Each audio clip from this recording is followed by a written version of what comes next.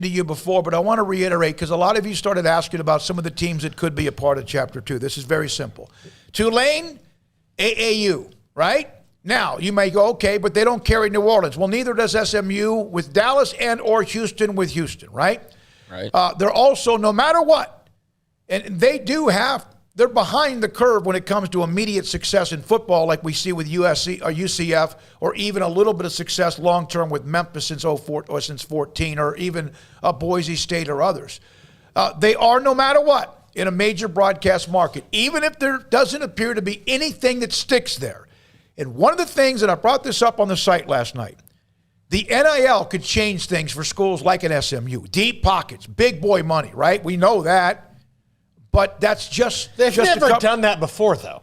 Yeah, well, never paid money in athletics. If they would have done it before, and with all due respect, and we're not trying to take shots at it, they wouldn't have had the death penalty. I mean, if you're an SMU fan, you still get hurt by shots like that, then get over it. It's been 40 years, and it's just fun at this point because it's a joke that was all a joke, and everybody knows the death penalty was a joke. And so, yeah, if you can't laugh at that, then whatever. But to name, image, likeness, that is not something that I would have been considering, and I haven't considered really. But I know that now that's part of the different way of thinking that you have to have if you're these administrators. Do you think that SMU may have a couple of Tillman Fertittas involved?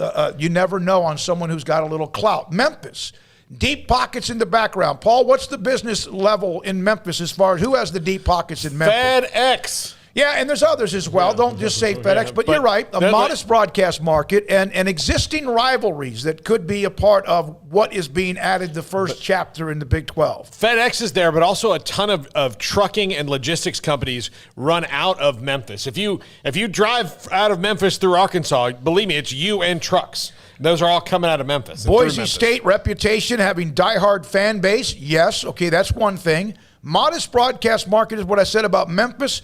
Boise fan base is absolutely their diehard. Now, that doesn't mean you got to have two or three other things. One of them is the fact that Brigham Young might have a travel partner because of location and regionality, although regionality sometimes and most of the time goes out the window with this. I do think that, it's good to have them spreading out from east to west coast. I mean, you can go I guess BYU would be the farthest west now, and then you'd have, obviously, West Virginia and UCF now on the East Coast, and just sprinkled throughout the rest of the Midwest and the South. But I have thought, there's got to be somebody out there close by them at some point, right? Even if travel's not like the main thing, we know how West Virginia's felt the last few years, right? So if you can find somebody that's a little bit closer partner, I think that makes a lot of sense, and that's why, Boise would make a lot of sense for that reason, among others. Now, also, the SMU part of it, I mentioned the broadcast market. It may be a perk, maybe it not. But if, in fact, the NIL, which is now alive, then SMU could, maybe, possibility, they're trying to get there, the possibility of what they were in the Southwest Conference rather than what they are right now in the AAC. But they have to kind of show that. And then UCF and USF, are they twins, Paul? Not really. I mean, they kind of are, though. But UCF is further ahead than USF is. Right. USF they have approved the 55,000 seat venue. USF has. I didn't know that in Tampa. Go ahead, Craig. No, I just think that, USF, UCF, they almost sound like twins already. Yeah. And I think if you were to go and poll your average college football fan, most still can't even separate them or, probably get them backwards. I think that they're in the same part of the brain together for pretty much everybody. Yeah, so I'd consider them twins in that way. And then also one of the other things about that is, again, UCF is Orlando, mentioned other schools. USF does not carry Tampa. But you're looking at possibilities of clumps of places that you never know. And it doesn't mean all of them, even the 8 teams right now remaining, have warts. They all do in certain ways. It's just a matter of comparing which has the more warts. And from, by the way, this is from, Day Old Donuts, diehard fan base. Boise's first game this year at a 34,000-seat stadium, half full.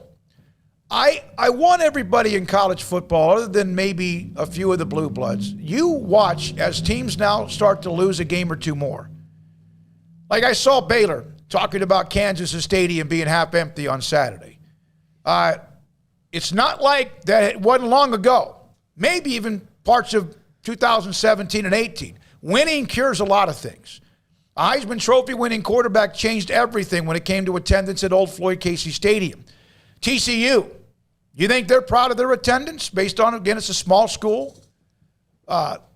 It's a fair point, but at the same time, we are talking about potential, and that's kind of the thing that's been coming across in the theme of what we're talking about is, you just said you can point out warts for every single team, including the 8 that are still in the Big 12 Conference and will remain in the Big 12 Conference. So, maybe based on what you just said that, Boise hadn't had great attendance, but like you just said, we can point that out for a lot of different teams. That people would maybe give them the same knock for. But, if that's an issue, okay, that's one of their warts. And that's, something that they'll have to work on or whatever. But clearly there are other aspects of them outside of regular attendance that is what would make them attractive, not how many butts are in seats so far this year. So, it's a fair point. But, again, this is about potential. All right, Jay Bird, I'm not trying to be rude, but we going on and on about how the Big 8 teams were still better than the Pac-12. He got real quiet. He was talking about somebody else in the chat room. Everybody except the Big 10 and or the SEC have warts as conferences as well. Not just fan bases, programs, universities. Everybody has some freckles. It just all depends on whether or not you like the freckles or not. Paul? Yeah. All right, let's go to the phones of the BetUS caller line. Let's go to Tracy